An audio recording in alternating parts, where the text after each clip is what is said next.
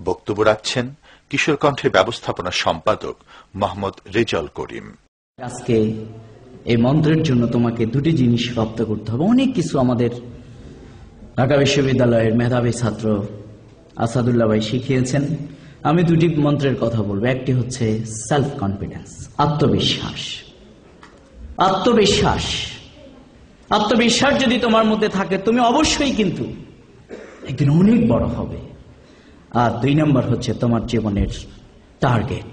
সুপ্রিয় বন্ধুরা আমার, সুতরাং আমরা যারা আত্মত্যাগ এবং রক্তদানের মধ্য দিয়ে আমাদের এই স্বাধীনতাকে অর্জন করেছে, আমাদের স্বাধীনতাকে আমাদের সামনে নিয়ে এসেছে, আমরা তোমাদেরকে বলতে চাই, if we make the world first, make yourself. তুমি যদি একটি সুন্দর পৃথিবী গড়তে চাও তাহলে সবার আগে কাকে গড়তে হবে? নিজেকে। সুপ্রিয় বন্ধুরা আমার, সেই নিজেকে গড়ার প্রত্যয় নিয়ে আজকে আসো আমরা প্রত্যেকে আমাদের দেশ মাতৃকার, আমাদের নিজেকে একজন ভালো মানুষ হিসাবে গড়ে তোলার জন্য আমরা প্রচেষ্টা চালাবো।